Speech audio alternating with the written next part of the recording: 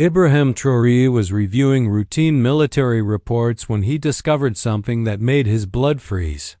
Israeli operatives had been conducting secret operations in Burkina Faso for years. What he did next would shake the Middle East. But first, let me tell you how a simple security briefing became the most dangerous discovery of his presidency. The morning coffee sat cooling, forgotten on Traoré's desk as Defense Minister Kabor burst through the heavy oak doors. Sweat glistened on his dark skin despite the air conditioning humming overhead. In his trembling hands, a classified folder bore the red stamp, "Urgent eyes only. Mr. President," he gasped, his voice cracking with urgency. "I decrypted something during last night's communication sweep. This changes everything." The leather chair creaked as Traoré leaned forward, studying his old friend's face. Kabor's hands hadn't shaken like this since their military academy days, when incoming mortar fire had tested their courage. "Show me," Traoré commanded. "Quietly. Wait until you hear what those reports revealed." The folder's contents made the air in the room feel thick. Oppressive encrypted radio transcripts, technical analysis sheets, and most chilling of all, intel that pointed to locations inside Burkina Faso, but these weren't from the usual suspects. The metadata header read, "Source, Tel Aviv. Destination, Topol Assets. Burkina Faso Territory, Kabori." Traoré whispered, his voice barely audible. "How long have these transmissions been active?" His friend's Adam's apple bobbed as he swallowed hard. "To our analysis, sir. 3 years, maybe longer." The words hit like physical blows. For 3 years, while Traoré had been building his presidency on principles of sovereignty and independence, foreign operatives had been conducting secret operations under his nose. But what happened next will terrify you. The first decoded. Message appeared on the secure tablet screen, its cold bureaucratic language masking a devastating reality. Target Alpha confirmed. Gold mine production data transmitted. Local officials unaware of monitoring equipment installation. Traoré's military training kicked in but couldn't stop his hands from clenching into fists. Someone was stealing Burkina Faso's most sensitive economic data. Target beta operational. Presidential communications intercepts running smoothly. Subject unaware of security breach. The tablet nearly slipped from his grasp. They had been listening to his private conversations with his wife, his children, his most trusted advisors. Target Gamma requires immediate attention. Iranian weapons shipment detected. Recommend intervention before delivery. Sir. Kabor's voice cut through the shock. There's something else. Something personal. Little did he know, this was just the beginning. Deep in the intelligence files was a document that made Traoré's world collapse. A psychological profile labeled Subject Ibrahim Traoré. Threat assessment critical. The file, dated 2 months before he'd even taken office, analyzed his anti-Western tendencies and potential for Russian alignment with clinical precision. But the section that froze his blood was titled Neutralization. Options. They had been planning contingencies for his removal before he'd even become president. There's more, Kabor said, his voice heavy with reluctance, about the source of these leaks. He handed over another file, this one containing a photograph that shattered Traoré's trust in everything he'd built. Colonel David Ouedraogo, his personal security advisor, the man who knew his children's names, had dinner at his family table.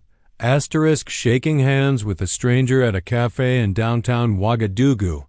The stranger's identification read, Eli Roth, Mossad Operations Officer. But wait, Even darker memories flooded back with nauseating clarity, Ouedraogo asking casual questions about meeting schedules, his insistence on accompanying Traoré to security-sensitive discussions with Russian advisors, his convenient absences during Chinese investment meetings.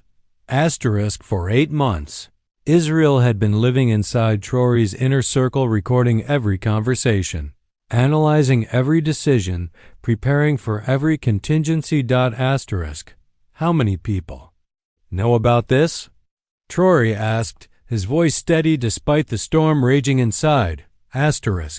Just us, Kabor replied, and the 2 intelligence officers who made the discovery. I've sworn them to secrecy. The president nodded, his mind racing. If Ouedraogo was compromised, how many others were feeding information to Tel Aviv? How deep did this penetration go? The truth he discovered would change everything. What they uncovered over the next 48 hours defied comprehension. Hidden surveillance equipment in 3 locations across Burkina Faso. A telecommunications intercept station routing all internet traffic through Israeli servers. An assassination list containing the names of 3 local religious leaders who had spoken against Israel's policies in Gaza. Those leaders were already dead, their murders blamed on jihadist groups. But the intercepted communications told a different story. Targets eliminated without local attribution. Operation successful. They killed our people, Kabor whispered, staring at the evidence spread across the conference table. On our soil. In our name. Traoré's response came from somewhere deep and primal. A place where presidential protocol held no sway. Then they've declared war on Burkina Faso. What Ibrahim Traoré did next shocked the entire world. The raids began at exactly 3:47 a.m. coordinated strikes on all 3 Israeli operational sites.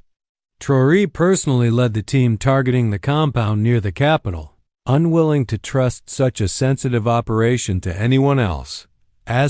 What they found in that nondescript building exceeded his worst nightmares. A fully operational Mossad station disguised as a telecommunications company. Assassination equipment in sealed cases. False identity documents. And in a reinforced vault, thousands of files detailing Project New Canaan, Israel's continental surveillance network spanning 12 African nations. But the most damaging discovery was a recent operational update outlining plans for Traoré's own elimination. Scheduled for the following month. Method. Helicopter. Malfunction during routine inspection. They were planning his murder with the same clinical officers. The consequences of this discovery would shake 3 governments. 72 hours later, Traoré stood before global media with captured Israeli surveillance equipment displayed on tables behind him. He was steady now, his voice carrying the weight of absolute moral legitimacy for Burkina Faso and the watching world. He began. Today, we expose state terrorism conducted by Israel against African sovereignty. He held up intercepted communications, their Hebrew text translated into stark English. While Israel claims to fight terrorism, these documents prove they have been conducting systematic terrorism against African nations who dare support Palestinian rights. The evidence was overwhelming. Satellite imagery of the surveillance stations. Communications between Tel Aviv and operatives in Ouagadougou. Video testimony from captured agents. Technical specifications of assassination equipment. Within hours, the story dominated international headlines. Israel's immediate denials rang hollow against the mountain of documentation. More damaging still, similar evidence began emerging from Mali, Niger, and Chad. Burkina Faso wasn't alone. If you think that was shocking, Wait until you see what happened next. The transformation that followed was unprecedented in African politics. Within 6 months, 12 nations had simultaneously expelled Israeli intelligence operations. The African Union passed its strongest resolution in decades, condemning systematic espionage and assassination programs conducted by foreign powers. But the personal cost was devastating. 3 assassination attempts targeted Traoré. In the following months, Colonel Ouedraogo was found dead and his cell officially ruled suicide, an execution to prevent testimony. The betrayal had cut deeper than any physical wound. During long nights in the presidential residence, now swept daily for surveillance. Devices. Traoré wrestled with questions that haunted him. How many others had been compromised? Could he trust anyone completely? Is true sovereignty even possible in a world where foreign powers felt entitled to African soil? Yet he never wavered. 1 year after the expose. Standing at the same podium where he'd first revealed Israeli operations, Traoré addressed the transformation his courage had sparked. They told us the price of independence would be too high, he said, his voice carrying across the packed auditorium and into homes across Africa. They warned that challenging powerful nations would bring consequences. He gestured to the flags of 12 African nations now flying behind him. But the price of remaining silent, allowing foreign powers to murder our citizens, steal our resources, and plan our assassinations, that price was higher still. The audience.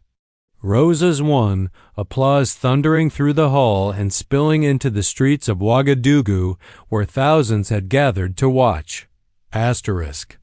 Today, Africa stands taller because one small nation refused to remain silent about foreign terrorism conduct. That courage has awakened a continent. As investigations continued across Africa, more Israeli operations emerged from the shadows. What had begun with Traoré's routine security briefing had become the continent's greatest counterintelligence. Victory since independence. The man who had accidentally discovered foreign surveillance in his reports had ignited an African awakening that would forever change the continent's relationship with those who sought to control it from afar. And that courage was worth every price they had to pay.